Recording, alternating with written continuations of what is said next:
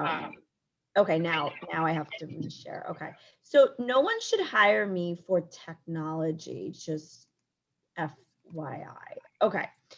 Okay. So welcome guys to a Women Who Wow webinar, which is not just for women, obviously, on creating a mentally healthy workplace culture at law firms, but obviously this could be for other organizations as well. And so I'm so happy to be here with some really great speakers today. May is Mental Health Awareness Month, which you may or may not know. And it just, every month I think should be Mental Health Awareness Month, but this just happens to be one of those hashtag holiday months where people say, okay, we're going to pay a little more attention to the fact that there are a lot of people dealing with mental health issues.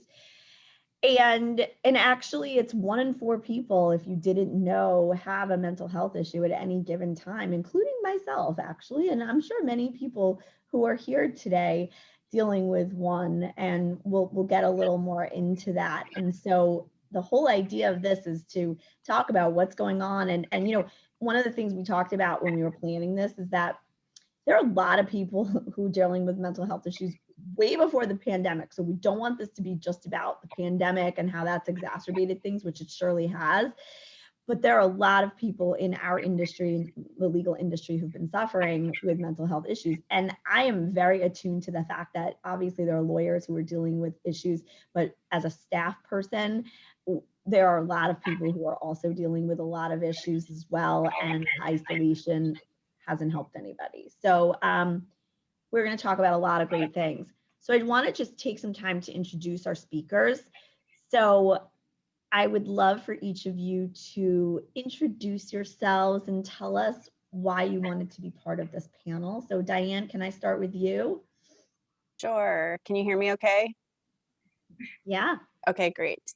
Hi, everyone. I am Diane Costigan, and I am the Director of Coaching and Wellbeing at Winston & Strawn.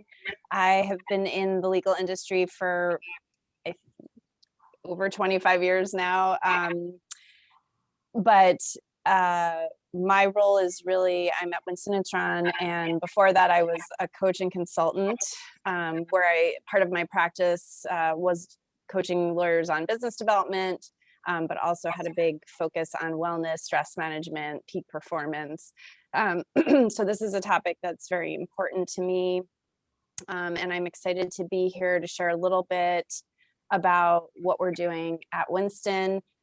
Just in terms of my background, I'm not an attorney. I'm on the staff side. I have a master's in organizational psychology. I'm certified as an executive coach. I'm also certified as a health coach, which has a big part in what I do on a day-to-day basis.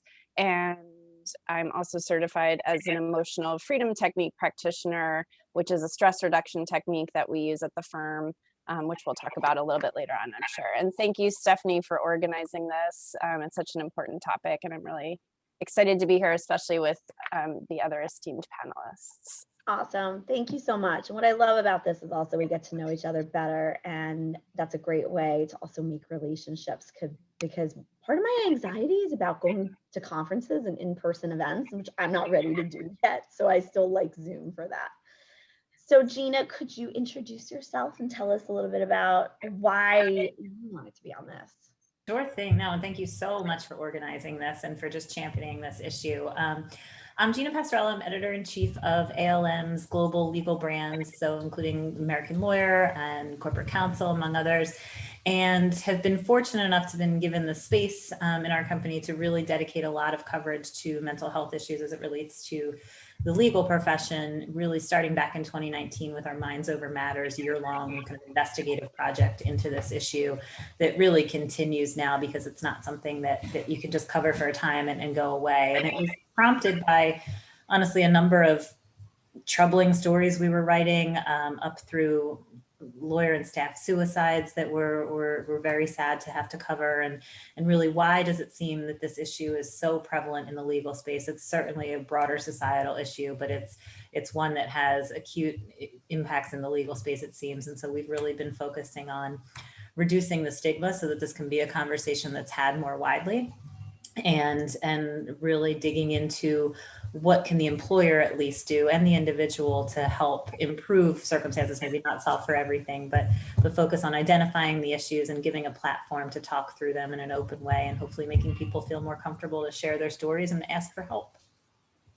That's great. I mean, listen, the American Lawyer and legal brands that under the American Lawyer ALM, I mean, there's so many issues you guys cover, and I was so impressed when this series came out, because I felt like it was well needed and just really timely and brought to light so many issues. It was just very responsible and important and socially just really where we needed to be. So I'm really thankful.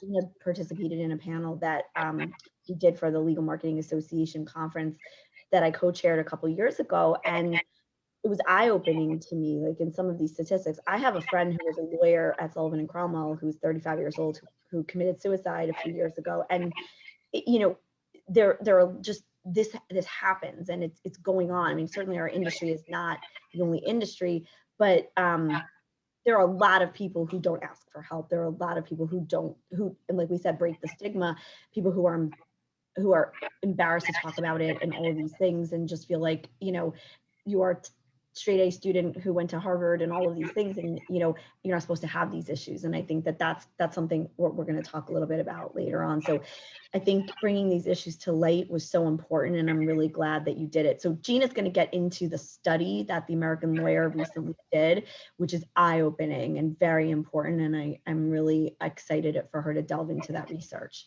So Carrie, tell us a little bit about you, please. Sure. So my name is Carrie Moore, and I'm a therapist in private practice in New York. I also run a group practice, and it's called A Good Place Therapy.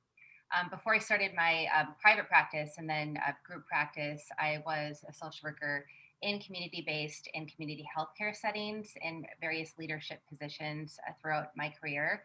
I always was really driven by finding, you know, kind of community and societal solutions to problems, and working, you know, in concert with other agencies, kind of doing similar work, and with government agencies and with individuals who are also kind of passionate about change on those levels. And I would say that my approach to therapy, even though I'm a trained cognitive behavioral therapist, is really helping kind of zoom out and really see people, families, couples within the context of their environment. And it's also why I'm really happy to be here today, because I'm a big fan in having talks about mental health openly. Talking about mental health is not in as much of an individual issue as it is a societal problem that we all also have the responsibility to take care of. And so I really saw some of that kind of come out in the survey, and I'm really excited today to be part of the conversation and to speak to some of those points. Awesome. Thank you. Okay, and a little bit about me. That is me with makeup. So I've been in legal marketing for 20 years. I've done lots of different things in-house as a legal marketer, and then I started my own business a year and a half ago because I got fired from my job when I had a mental health issue. I was dealing with depression and I didn't know it. And I am not embarrassed to talk about this, but I work for a mid-sized firm, and we're going to delve into this a little bit. And Diane's going to talk a little bit about, you know, smaller firms and what they can do if they don't have the budget to have somebody like Diane on staff. I worked at a firm that didn't know what to do when someone they really needed on staff wasn't performing to their, you know, I couldn't. I was crying at work. I didn't know what was going on. I needed resources and I needed help, and they chose to cut ties with me. And I wound up getting help, which is great. I have a great network of people, and I started my own business. And I really wanted to help other people who have gone through a similar issue, don't know where to go, don't know how to ask for help, are embarrassed to ask for help, and just to show that there are other paths. And so if I can use my platform to help other people, I will. And a lot of you know I talk a lot about, you know, women who bully women and mean girls, and that's part of the reason why this Women Who Wow group got started, because I know that we can do some really great things for women together. So that is sort of my story. And I want this industry to continue to grow and do better for its people. And I think we are really at a watershed moment, because I keep hearing managing partners say to me, we're going back to normal in September, Stephanie. And I'm like, no, we're not. Like, we are at a crossroads here. And so we have a real opportunity to do better for our people, particularly women who are at a disadvantage from the day they step into law firms because of the child issue. So we need to do better for our people. And 1 in 4 people, like we said, are dealing with a mental health issue. So that is why I am involved in this. And I'm by no means a mental health expert. I can just go on my experience. Well, one thing I do want to say is that, it is okay to not be okay. And a lot of people are dealing with a lot of stuff, whether it's COVID-related stress, the death of a parent, anxiety, depression, substance abuse issues. We are carrying around a lot. I talk about the fact that a lot of people are walking wounded every day. It's a miracle we can get anything done. I've got friends dealing with anxiety and stress related to infertility.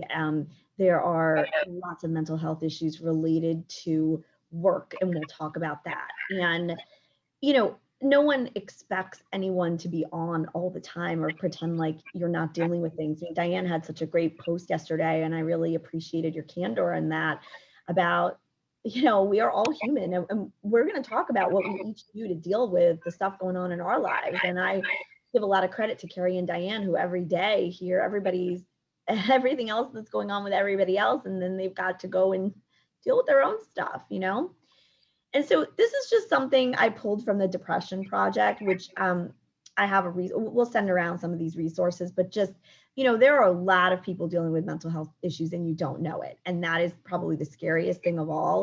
Again, I'm not a mental health professional. Carrie will talk about this later on, but people seem to have it all together, like I do, like I did. And I was not okay every day. I was going into work, I was functioning, but I was I was high functioning, but not okay, right? And when I Google lawyers and depression, I didn't put in Gina's information here, which she'll get into, but there are look what comes up on the first page. Are most lawyers depressed? Is law a depressing career? Do lawyers have mental health issues? How do lawyers deal with anxiety? It's all over. Why is there a depression epidemic? And then you see all these articles. Look how many.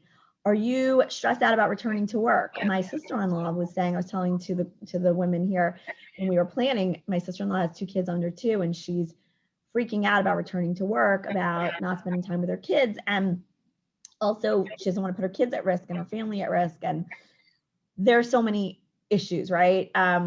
Look how many articles are coming up. Look at this, 25% of dog owners expect post-COVID separation anxiety. I have that too. Like, there's a lot of stuff going on, right?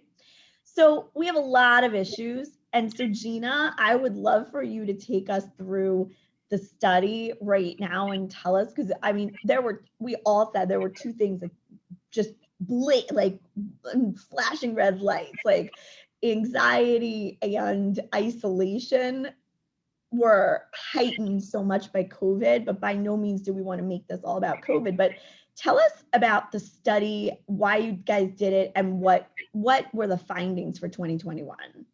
Sure. And I have the raw stats open in the background here. So if folks have questions, there are very few. I could have had 50 slides on here, and I'm not going to do that to you. But if you have a specific data point that you want, just put it in the chat and I'll see if I can quickly find it. But yes, we first did this survey in 2019, well before anybody knew a pandemic was coming, and it was part of our Minds Over Matters project. And the numbers were frankly startling and a little bit depressing for me, I'll admit, because, we had been in this for almost a year, and, not that I thought our coverage would solve these great problems, but you'd hope that things would start to improve. So many folks have been focused on mental health for several years, the ABA and the firms, and the numbers were just, so much depression, anxiety, alcohol and substance abuse, suicidal thoughts were at a rate much higher than the general population. And in talking to professionals, the one silver lining there was, well, maybe folks are starting to be comfortable with honestly answering these kinds of questions and saying, yes, there is a problem. And I do think that that's starting to happen, where we're seeing more conversations around this, more efforts like what Diane is doing at Winston to make an effort on the employer level.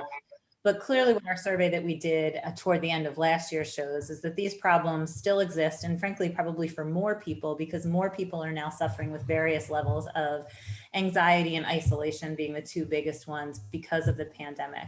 So we added some questions in related to COVID this last time around just to get a sense, but I do want to be very clear, and we'll talk about this in a few slides, that this is not a COVID issue.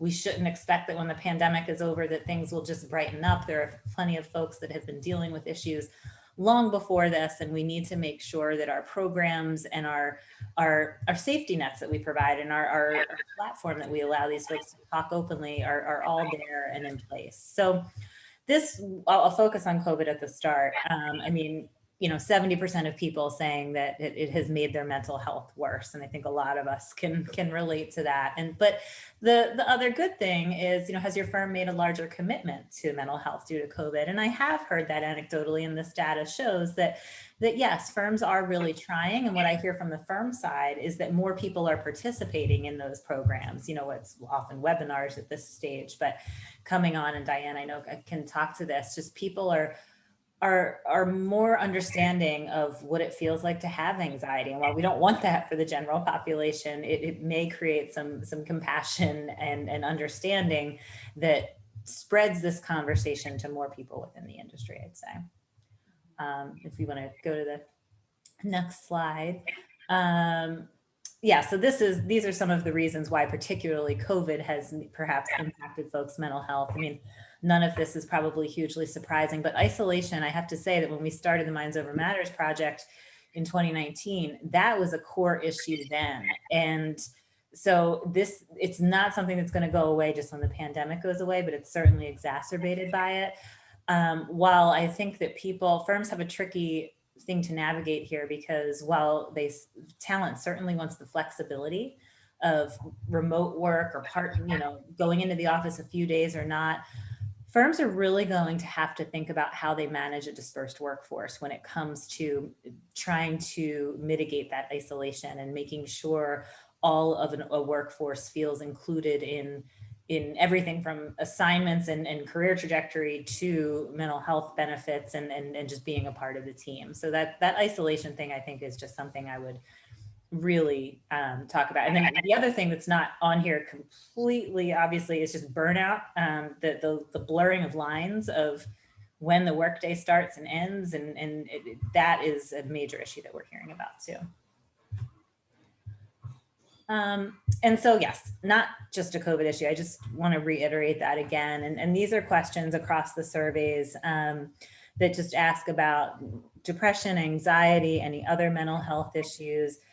And I mean, you can see that, there's some pretty strong answers on the yes front in terms of the percentages of folks who are dealing with this. And we ask a number of other questions related to substance abuse and things like that. And, I think upwards of 40% of respondents said that they've increased their alcohol or other substance use during COVID, that's had an impact. So these are issues that are very real, that this shows were present well before COVID and are continuing. And these are just some of the other questions we asked that, the one on suicide just really strikes me. So I'll note that last year, the answer to this was 17.8%, I think, of folks who said, yes, they had contemplated suicide during their profession. It's 18.8% this year. I mean, it's not a massive uptick, but frankly, any uptick is concerning. And that stat, 17 or 18%, is significantly higher than what the general population reports experiencing. Do you feel like you can take extended leave from your employment to tend to your mental health? This is a really important question to me. And that yes percentage is not nearly high enough. And I think that is the biggest sticking point for all of the work that we're doing. If people don't feel like when it comes down to it, they can say, yes, I know we've been talking about this, but now it's me and it's real and I need help and I hope that it won't impact my career. If that percentage doesn't increase, I think we're going to have a really hard time getting over the hurdle of helping the industry writ large solve for this. And it is, Carrie and Diane have mentioned this. I mean, this is a very personal issue. I've learned that from this coverage. It's not something that a family member can solve or an employer can solve on their own, but there clearly must be issues related to this profession that are exacerbating some of these challenges given the statistics that we're seeing. So what can firms do to help mitigate where they can? And this shows, does your work environment contribute to your mental health issues? The chart's not displaying perfectly correctly, but 75% say yes. So that's something that employers, when talent is your biggest asset, you just have to look at.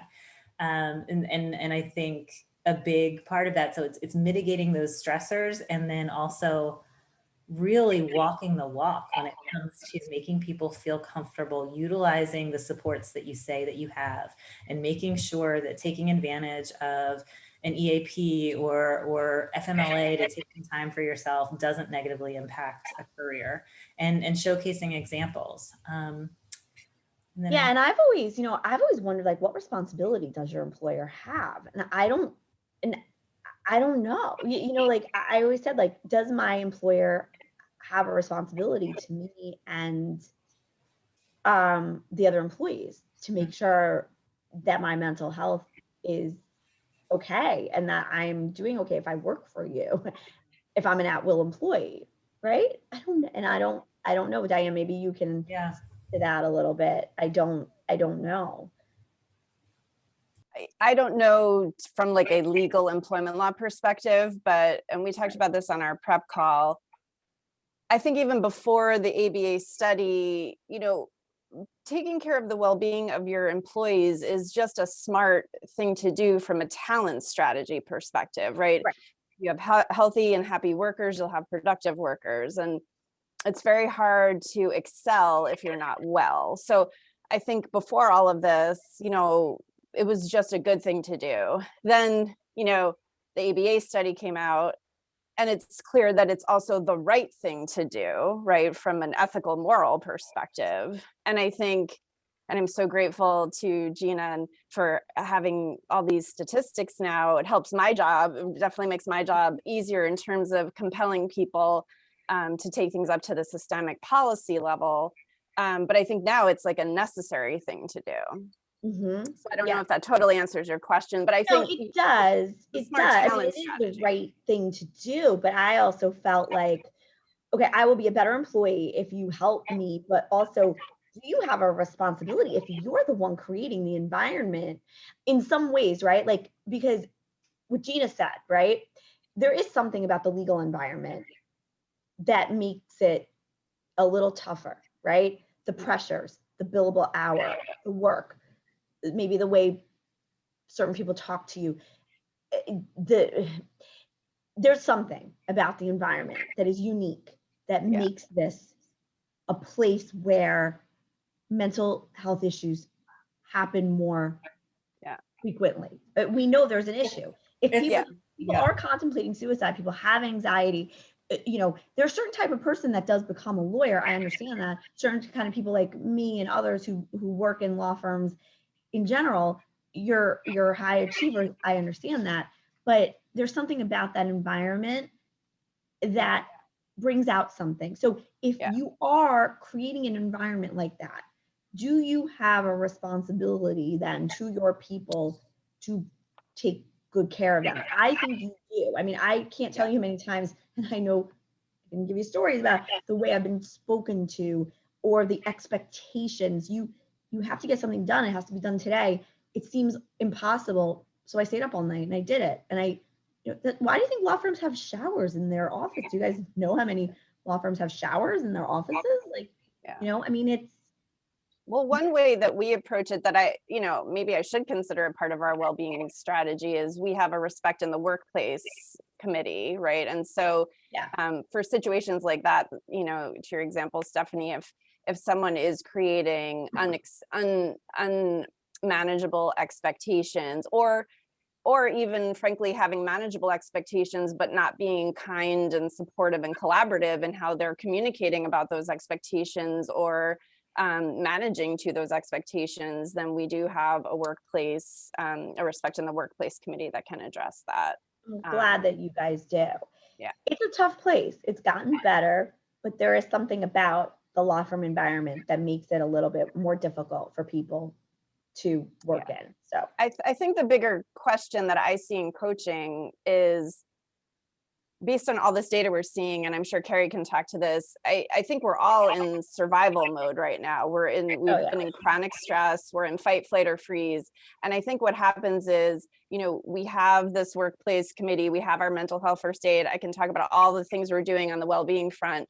But when you are in a perpetual stress response, you're either going to fight against it, like my firm doesn't really care about my well-being. You're going to flee, like I just don't have time for this, or you're going to get stuck.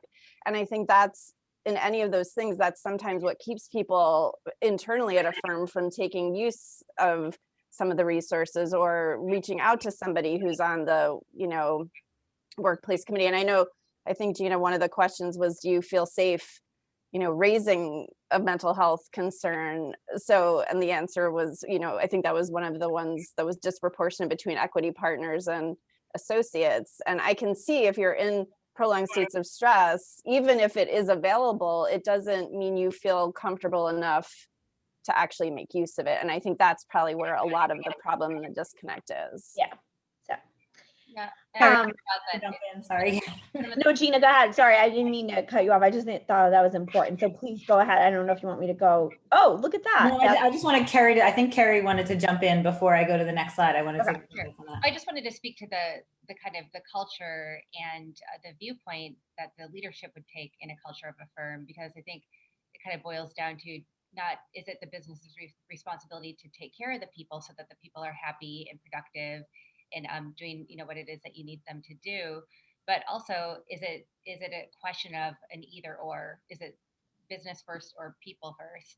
And I think often even leaders who feel like they're very people oriented because they really support morale and they really build teams up because they know people are more productive when they are happy, and they feel taken care of and they feel kind of seen and appreciated, it still is this like nagging feeling for a lot at the top to say, but you're too focused on that, or it feels too, too hippy dippy, or, it feels, they kind of will feel like it's a direct opposition to actually business being done. So I think it's a good lens to be able to say, like, let's try to see, the people as the business, people are the business, and it doesn't need to be a direct opposite or, a contradiction to getting, business done.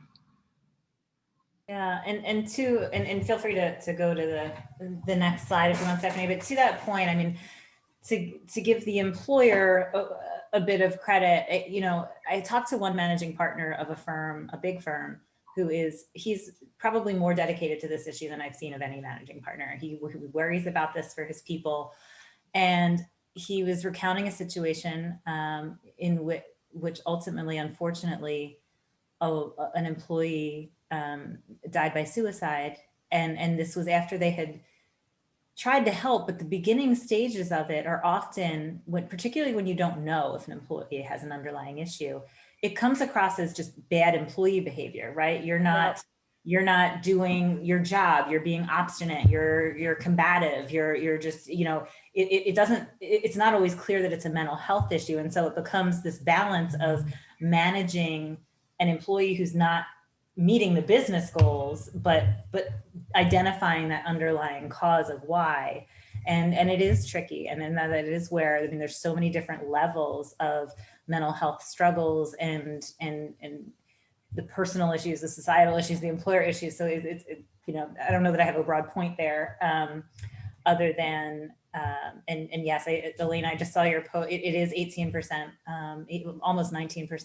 And by the way, so Gina, I get your point. Here's the thing, right? So when, in my case, they didn't know at first what was going on. I tried to be transparent, but then I was uncomfortable. I didn't want to tell a male managing partner and male executive committee that I was going through something.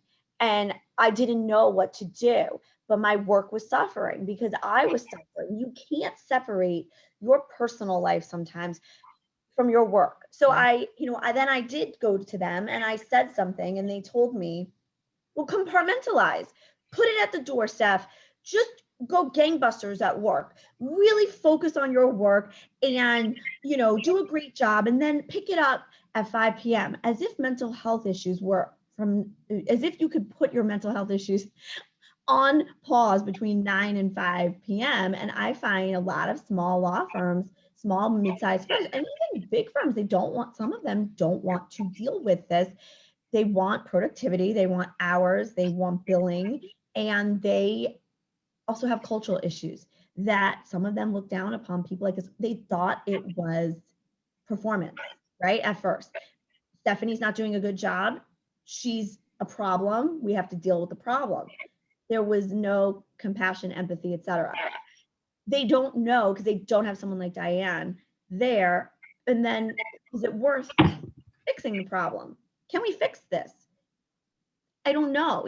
This is so complicated. And then what's my responsibility, right? Like, is that person going to, is that person on a partner track? Is that person worth saving? So it's just, it's hard. And I'm seeing Marcy's comment here, yeah.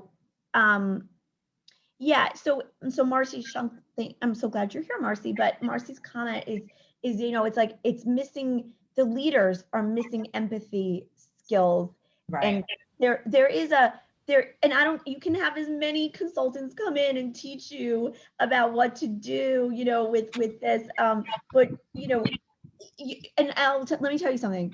I also didn't want to tell anybody. And so did my friend who wound up committing suicide. He was a Sullivan and Cromwell associate, and then he was a professor at Cardozo. He didn't want to tell anybody because he was afraid how he would be perceived by the partners. He didn't think anything was confidential. So he was afraid if he went to the head of legal personnel that would make its way to his partners and he would not get the same work or be treated the same, etc. Nothing's really confidential. So no, okay. I hear you. And I think once an employer is on notice, and it's partially their responsibility to look for warning signs, I'm not putting it all on the individual at all. I think, the response needs to be one of compassion. And I think the reason that that's so hard to overcome is exactly what this slide identifies. Now, on its face, it is not surprising here that, equity partners have a better life experience in their organization than a more junior person who's still working their way up the ranks for various reasons, what their role is within the firm, their seniority, what have you. But when you have a chasm like this, where it almost seems as though the owners of the business don't understand or recognize how severe the problem is, how will you solve it if those owners aren't on board? So that to me is what is so startling about the difference in these opinions. And I noted down here, I don't have it all broken out in the chart, but the responses from marketing, communications, BD folks, much more closely aligned, not surprisingly, the associate responses. This slide was the most eye-opening and frightening slide that I have seen out of your data when you showed this to us. I mean, look at the one on the far right. Fear of asking for project help. So if and that causes anxiety, which then can lead to a whole host of issues, substance abuse issues. They'll open up that can of worms of all those issues, right? I mean, Diane, you're going to speak next to what you're seeing, but I mean, and actually, Diane, it's a great, foray for you to speak. But Diane, does this surprise you with what you see with the people who come to you and the programs you give and everything you're dealing with? No, I don't. It doesn't surprise me. I mean, maybe the degree surprises me a little bit, but I think part of it is, I hate to blame it on, well, I will say, I think part of it is just stress in general across the board, right? And choosing to see what we see. And I think we get so many emails at the law firm, right? And like, I can send all these studies out and, we can have all the programs on mental health, but if we can't always get people to show up, sometimes it does take, really take the associates to be able to take up their voice. I think that's what's so ironic here. Like, I can go around parading all of this information, but it really is more impactful when they hear it from the talent, the team themselves. But I can't tell you how many coaching sessions I have of people who are unhappy and interviewing, and there's only so much I can do to say, please tell your people, they want to know, your team will want to know if you're this unhappy, but again, they feel like they can't. And so, I think that's our current challenge, is how do we chip away at this? And one of the ways we're going to do that is I'm going to be doing another round of mental health training where I'm going to talk to Gina about stealing these slides so I can use them, but to really kind of raise awareness, or continue to raise awareness, and then provide tools and education as to, okay, here's what we're dealing with right now. How do we deal with it? Yeah. And I Can I think just jump in, because there's a Yeah. there's a comment in the chat function. I think it's a really good one, and it's, demonizing leadership and individuals less accountable for someone's mental health doesn't seem to be a sustainable way out of this issue. And I agree, and I think that's right, in that this is one thing that has, again, become so clear to me in covering this over the years, and frankly, living own personal issues with family members and others. This is deeply personal, and in some instances, nobody in the world can force somebody to get help. And if it is forced, it's not going to help. And it has to be the individual's choice to make a change. I'm not trying to put the onus all on the individual, but when it comes down to it, you're going to be your own best mental health advocate. But two, it's just, if you're not ready to fully recognize the issue or deal with it, particularly when it's a substance abuse issue or broader, all of this is meaningless. And this is not the employer's fault, or if anything, it's a societal issue, as others have mentioned. I just think the focus on the organizational level, or those around you, and to the point about whose responsibility is it, as a coworker, it's like, I don't know, would HR be mad if I asked these questions of somebody? And that's where mental health first aid training is helpful. I just think the point of mentioning the employer responsibility and coworkers and society's responsibility is that clearly there is a broader societal issue that is becoming a major problem and is impacting almost universally everybody in the world. And we need to address this. And what is your role in that equation? So at the employer level, particularly for an industry that does have higher than average statistics, what can we do to address it? But really, it is all about, for me, creating environments that allow the individual to get to that place where they say, I know I need help and I'm willing to get it and I feel safe getting it. So it's not to put the onus on any one of these groups. It has to be a group effort. Some firms are working with family members and providing their mental health guidance and understanding with family, because it needs to be a group effort. So I totally hear that point, and I think it's really valid. I think the reason we just have to look at this holistically, because the problem is too big for Right. anyone to work. And our goal today is to have a conversation and to find positive ways. This is a problem. We're not blaming, we're saying there's a systemic issue, obviously, in our industry. We want to raise awareness. We want to find ways. I mean, Diane and Carrie are going to talk about things that they've done and things we can do. And the blame is not necessarily, it's not helpful, et cetera, but there is a systemic issue within this industry that we are all very, very aware of, and doing things to help mitigate and move forward, especially in this new frontier, this new world, is going to continue to be really important. Every firm is different, every firm is unique. So if you work at a firm that, is more progressive, great. But there are firms that are, that do fall into these categories. And I do think that conversation of who is responsible is it's important, because in terms of getting help for people, we need to find out the source of where we can go for help. And speaking of help, Diane, can you talk about that mental health, some of the mental health first aid training that you have, and that you were telling me this is something that firms of all sizes can do? Yes, this is a great thing, especially for those mid-size or smaller firms who may not have as much budget. We've had our mental health first aid training in place for about 3 years now. We have 4 of us internally who are trained as trainers. So we have now trained over 75 Winston professional staff. We're about to start training on the lawyer side. So we made sure to have all managers, I think we're almost all managers are trained in mental health first aid. And it really focuses on prevention so that we can get people early intervention and then if need be into treatment and recovery. And it's really all about spotting those signs and symptoms of a mental health challenge and also then giving language to how to approach somebody who you might suspect is in crisis or having a challenge. And it includes a great was maybe not the right word, but very helpful language, especially for talking to someone who's considering killing themselves and how to directly ask them. And that this is something we had in place before the pandemic, but was absolutely a lifesaver for us in our remote environment.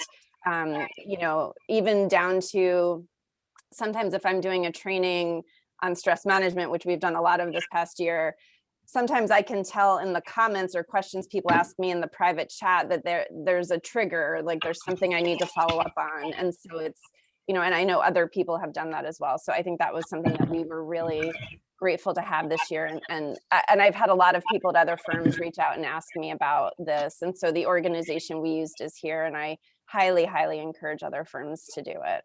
That's awesome.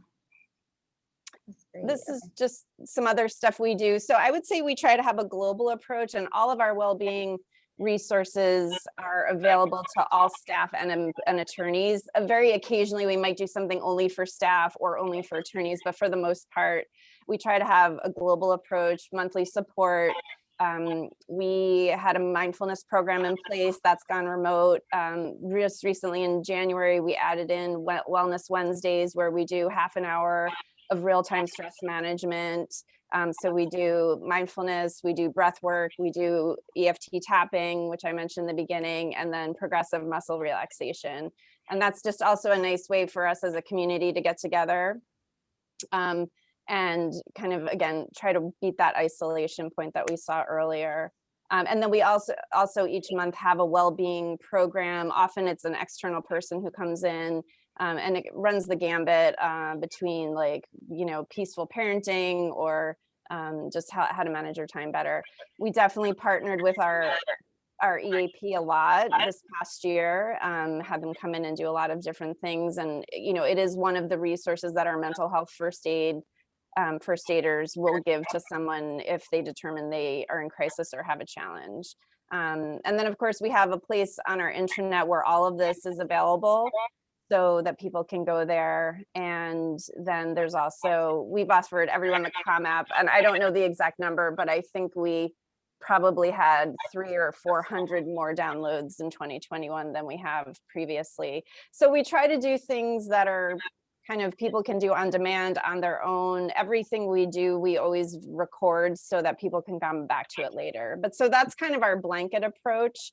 But I will also say, I think to Gina's point, it's kind of got to be, it's on all of us. And part of how we approach that, in addition to the mental health first aid training, is kind of a matrix behind the scenes approach. So, making sure that our office managing partners who often get involved in these things are partnering with either me or the HR department. So we've tried to have like a web kind of behind the scenes to make sure things aren't falling through the cracks. Awesome. Cool. And then we also just infuse it into our training. So we do well-being specific trainings on, again, a lot of stress management. We've done emotional freedom technique. We've taught a lot around mindfulness.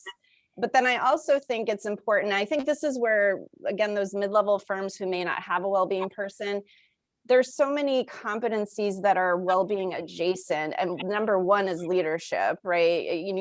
We need to have our leaders who are spotting these signs and symptoms that are happening on their teams. But again, if we have our leaders who are stressed, they're not often in the best position to be spotting these things, which is why I think the more we can educate people on the stress response and how to come out of it, the more we'll be able to kind of piece this apart. I also think just effective communication is a really important, well-being adjacent tool. And this is what we heard a lot with, like, I feel like I can never disconnect. Sometimes I hear that from people and I'll ask, well, did you ask if you can disconnect, right? But again, it's not even like something that is a consideration. So I think those are things. I want to make sure we leave time for Carrie. So those. Yes, I know. Okay, so we can, I know. So, I mean, a lot of these are awesome. You can reach out to Diane if you want to talk about maybe how you can implement some of these. I think that mental health first aid is a great thing that a lot of you guys should consider doing. And it sounds like some of the accreditations you got, Diane, maybe things that other people in HR or in professional development might be able to also do as well. Yeah, Yep, okay. absolutely. We'll send around some resources. Carrie, we're getting a lot of questions from people about wanting some tips to manage lots of different things. So, Okay. Carrie, we're gonna need you to give us some advice on lots of on things. So we're gonna let you take the floor now until this is over. I'm looking at some of the chat. We've got some questions, but I want you to just talk about what you plan on talking about, and then we'll go to the chat afterward. But if you guys have, but Carrie's going to focus more on individuals and what you guys can do, what we all can do to manage our own stressors, and anxiety, etc. Obviously, there's no substitute. Carrie's not your therapist, so go see your own personal therapist, which will give us some overarching tips. And if you have specific questions, put them in the chat. Yeah, I wanted to start with saying that interesting data that we just looked at between the managing partners and the staff and the associates in the firm. I look at that with a different lens because I don't think that managing partners give themselves permission to also have their struggles and to admit to it even on an anonymous survey. So I think that just speaks to how this is so just a part of our culture, and it's so deeply embedded that it takes the responsibility off all the individuals, even off the firm culture to a certain extent, because it's a bigger, it's a bigger picture and a bigger problem. And I think, we're not, it's not helpful to really look to blame, because it's more helpful when we kind of say, how do we all kind of get stuck in these vicious cycles? Like, in what part do we play? What can we do about it to kind of to pivot and to go different directions and allow myself, for something different. But also some of this stuff is just, I can't myself feel all the pressure. I can't take all the blame for it. I can't blame myself because I see, how big this is. So I want to kind of put everything in that frame, because I think it's helpful, especially as leaders start to look at ways that they want to make some changes culturally, because it's hard for leaders to want to do that when they're feeling, that they have a target on their back, or they're feeling like they're the enemy, because automatically what we do is we put up our defenses. We kind of go into that protective mode, as a part of being kind of caught in that. So I just pulled out what I saw, 4 key points and in addition to substance abuse, and I just knew we wouldn't have time to talk about everything. And I also see substance abuse as something that people easily go to as a way to kind of cope and as a way to numb, what it is that they're feeling, as a way to kind of deal with stress. And so what I hope to speak to a little bit about is, what are ways that we can, in healthy ways and ways that serve us and serve, our families and people who matter to us, better than, using some things that might not be as helpful in the long run. So I think we can go on to the next slide. So this is one of my favorite quotes, and Tracy Rubel is the CEO of Sidewalk Talk, which is a global nonprofit that focuses on listening and on teaching and training active listening, as well as really helping people feel heard, helping people really feel a sense of belonging because of how kind of disconnected we can feel in society. Around the time that Sidewalk Talk was founded about 5 years ago, loneliness started being identified in our society as an epidemic. And so I think that this is just a really wonderful quote, and it's so important for us to see loneliness as a social health issue, and whatever's a social health issue is a health issue, is a personal issue. We are feeling machines that think. We are relating machines that think. We live our lives thinking that we're thinking machines, and so that we happen to feel. And so I feel like in these really high performance, high achieving kind of cultures, we over rely on this, higher cognitions and the prefrontal cortex, the small part of our brains. and then we want to like neglect and forget all the other wisdom that we have within us, all it is that we intuitively know, what our bodies kind of hold on to, and that knowledge that's there that sometimes doesn't quite, catch up even as fast as like what we think, logically, in our heads. And so I think it's really important that we really give space to feel all the things that we feel, and that even the negative things, because we learn and grow, from that place.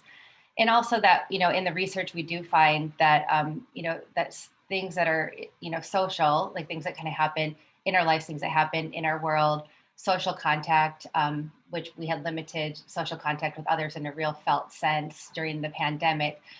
It impacts our physical health, and it actually reduces physical pain. And the same thing with human touch. In the pandemic, we had very limited both of those things. We had limited social contact in the ways that we really see other people, that we feel seen, we feel understood and heard in a real connected way. Even if you think back to like the last Zoom party you went to, how hard is it to kind of feel like to kind of share a one-off joke, or to kind of have somebody laugh at you, or even take that risk to do it because you're in a small group talking, and it's easier to do that when you're instead of like on a Zoom party with 30 people where you're having to kind of crosstalk, so we kind of missed all these opportunities just to kind of like connect with each other, and to kind of feel these things that are also very healing. And so in the approach to my work and having this conversation, it's just so important that we kind of like look at the broader picture of like how, healing happens, and kind of look beyond, the individual. We can kind of go quickly through some of these, because we're not going to get all the solutions to anxiety and depression in like 2 minutes. But this is a big part of it. So I think I just want to focus on some of the things that I reiterated throughout the points. The first being label, accept and understand your feelings. This is so important. And I think I did see this in the managing partner's response, because I don't know if it's always okay to do that. I think people sometimes are so, adept at putting the lid on it and covering it up, that they might not even know it's there. They might not even be able to identify it. And then that's when it starts to kind of come out in other ways. I'll speak a little bit later on about this idea of a window of tolerance, but we very quickly go into our defenses, and our defenses that we know that we're just kind of biologically wired to go into as protection, and to feel some of the hard things. And like some of the things that you described you felt, Stephanie, are really hard things to feel. But as a therapist, I really believe strongly, and the way out is to move through it. And it can be really good practice just to get familiar with what that is, to take a moment to feel what you're feeling, and to name it. It sounds simple, but it's something that we that takes like an intention and a practice to do, because our defenses are so quick. Our amygdalas could kind of jump into gear and make us put up a defense before we slow down to kind of feel what we feel. So I think that's probably one of the biggest takeaways when you think about anxiety and depression. And if you're feeling these things, and you're kind of looking at like, how do I really understand this, as a good starting place. The next thing is really just to see your power to change your thoughts and behaviors. I mean, that's like another big next step. But it is like to really see that often what we feel is like what we're experiencing in the moment is actually not what is happening or what the moment is. We all have our perception, and our perceptions are really shaped by our own experiences in the world. And so we can understand what we feel and say, what does it mean about how should I act in this situation, or what should I do? But it doesn't always mean that it is like automatically what you think. And sometimes we can really, shift what our experience is just by, taking a look at like a meta point of view, and saying, let me walk around that thought a little bit, and see if like something else could be true, if it's really like leading me to feel something, pretty bad, or kind of go down a spiral. It might be like there might be some room to give, somebody the benefit of the doubt, or just to consider it's not like the worst thing that might kind of pop into your head.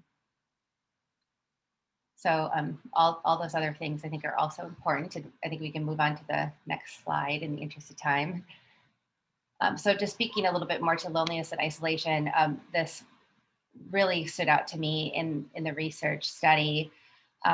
But all these same things are true. I think the reason why it's important to label and accept and to own when it's actually loneliness that you're identifying is because there's shame that comes with that feeling of loneliness.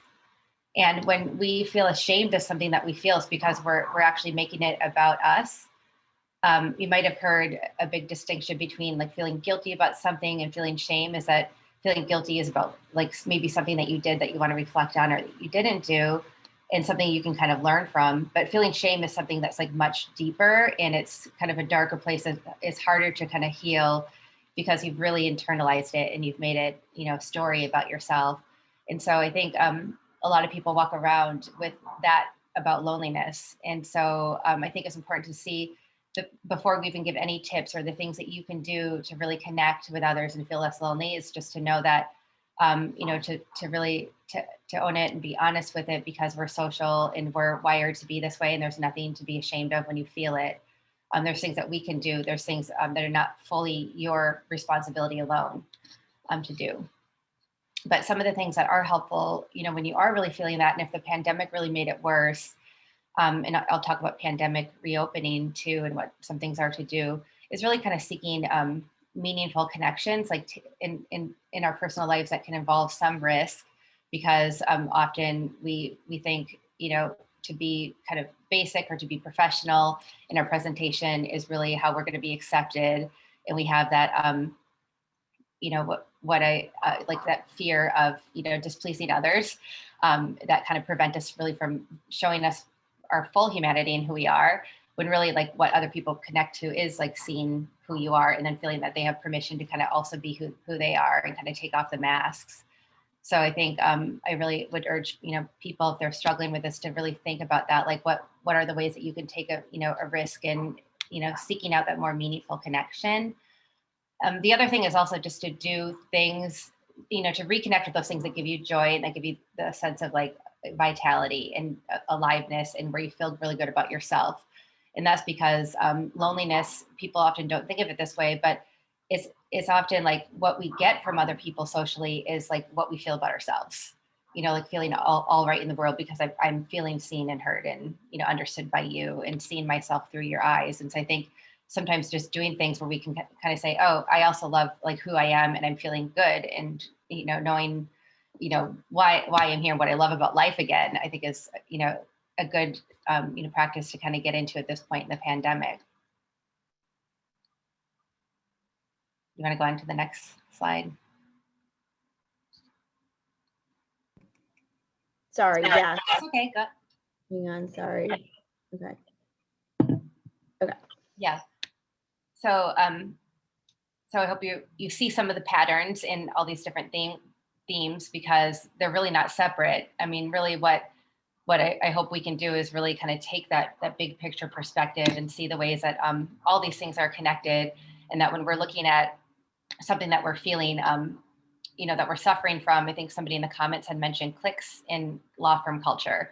That's a social health issue. I mean, of course, you might feel left out, you feel excluded. It's because belonging and feeling a sense of belonging is an essential human need. And so it's probably the most base human need. And that's why being excluded, and especially if there's like the popular kids at the firm or in your company, and you're not like invited to sit at that table, that can feel, that can feel pretty bad and pretty low, and it could lead to depression and anxiety. And it's something that I also think is a social issue. So, in looking at how we're facing, the reopening anxiety, Stephanie, you had mentioned at the beginning that there's like this kind of attitude that we're all going to just face it and get back into it. That come fall, we're going back to normal. But I think when we look at what normal is and we give ourselves permission to see what normal is, we see that it's following COVID precautions, it's being safe, it's wearing masks, it's keeping social distance, it's having all of our parties and birthday parties and baby showers and everything on Zoom. And it's because it is really what COVID did and is still doing to the world is really scary, and it's killing people. And when we look at the base of what anxiety is, it is about like survival, like how do we do what we need to do just to stay alive, in a really like the most stripped down basic way.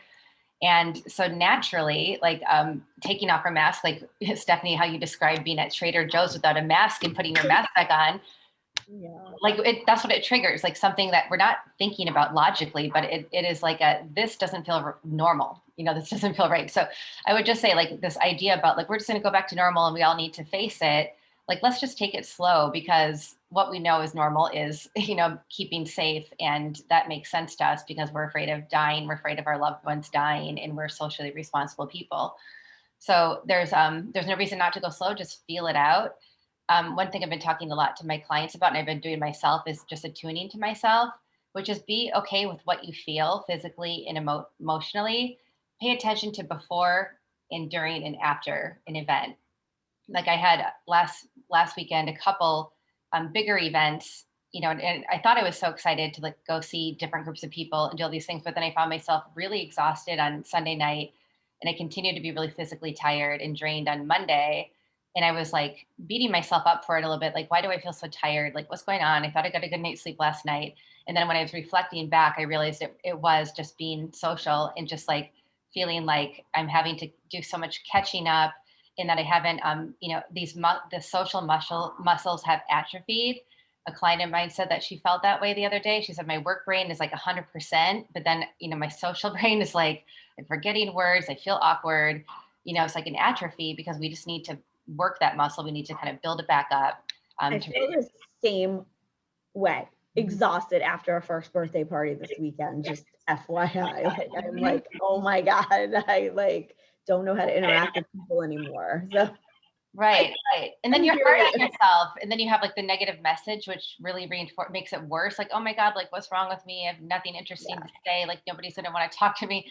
And then it gets like, it just spirals. But really, this is everybody. I mean, there was a really funny Saturday Night Live skit 2 weeks ago about this. And I was just laughing so hard, because it's like what I've been hearing like day after day, sitting in my therapy chair. But people make it so personal, and it's just not, because like this is universally happening, and it's good for you for getting out there if you're going to parties, and a lot of people aren't even doing that. So I think just attune to yourself, and just next step, honor your boundaries. We hear a lot about boundaries, but often we don't know like what they are or why it is that we need to honor them. But it's really just about, it's not about keeping people out or kind of setting a limit on somebody else, because we can't control what other people do, but we can work to understand what's important to us, and then work to always operate from that place of, what is at our core, what I'm operating from my value system. What are those, how is that actioned on? Like, what are those verbs? What are those things that I'm doing? What is kind of represented there? What does it feel like when I'm giving from my best place? And so I think it's also more gentle. It's more gentle than saying I'm going to set that boundary and say no, to that invite, because of course we want to be grateful that we're getting invited, to parties and that people want to spend time with us. But it's okay to kind of say, I think if I go to that dinner party Wednesday night, and then I go to that, whatever outdoor concert on Thursday night, I'm going to be too drained, and I won't have enough to give to this really important thing I have to do Friday. So I have to choose one of those things and then schedule the next one out 2 weeks out. And I think that is an example of just honoring your boundary, because you're not going to cancel on somebody who's important to you, but you can say, hey, look, can we schedule this, a couple of weeks from now? And I think people who are respect you should be able to respect that.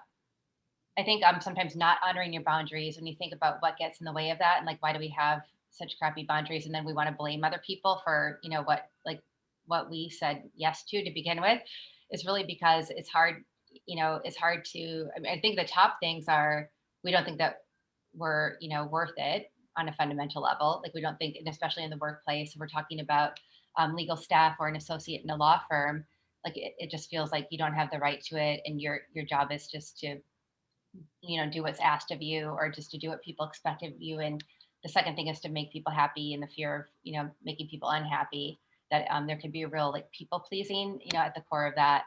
When you don't honor your boundaries, you can kind of tune into what happens to you, but it might lead to resentment. It might lead to, kind of a 0 to 60 explosion, at somebody. So just like really think about what is going to help you give to that person, be in relationship with those people from your best place. The last point is just take risk. With all the permissions to go slow, it's also important to kind of start to take those risks and ask yourself, like, is it really something that's unsafe? How am I actually going to rebuild this social muscle, that's atrophied, for example, if I don't actually take those risks? That's awesome. I think we may have to skip the last one. And was there anything to hear? Because we're out of time. Oh yeah, I don't need to go into it. A lot of these things are cultural. I just want to talk. Well, we don't have time to get into it, but we don't. We're out. So these are just some resources for folks. I know Diane mentioned Calm. These are Headspace is another great one. I pulled daily yoga. There's a sleep app here, Reflectly and Grateful. I love. These are all either free or nominal. Just some resources for you guys. And there's the Lawyers Depression Project. This is a nonprofit. I've found this to be really helpful. It's not just for lawyers, but other people, and people share their stories on a depression, and they used to meet in person, but now they meet online, but it's a resource worth looking at. I just want to say, talking about this is really helpful. We said we wanted to be positive, and I really want to be positive about this. I'll stay on for a few minutes if anyone wants to stay on with me. Carrie, if you want to stay on, anyone else. And for the Women Who Wow program, if anyone wants to nominate someone, I know Gina, Diane, Carrie, you guys got to do your profiles. We'll get you guys in there, but I'm going to stop sharing my screen just to see if anybody else wants to say anything. I appreciate the comments here. If there's interest in doing another program like this, we will. To get a copy of the report, Gina, I think you have to be an ALM subscriber, right? Or yeah, but I'm happy to forward along what I sent to you in the PDFs. If you want to forward that. Yeah, can I send that to attendees? Absolutely. Yeah. Okay. So I will send to the attendees of today's webinar the slides that Gina sent to me, so you guys can have those, and some more other resources. I know we talked about sending some other things along to you guys, so happy to do that. And thank you guys for all the great participation and the great comments in here. We really appreciate that. So we will continue to move forward as an industry, a great industry, by the way, an industry that I am incredibly proud of being a part of. So thank you, Diane. Thank you, Carrie. Thank you, Gina, for taking the time to do this. And thank you to everybody who is on the webinar. And I wish you guys just a great day, and just support others. And Thank you. Thanks for organizing. Thank you for leading the charge. Yeah, thank you guys. Take care, guys. Be careful. Bye.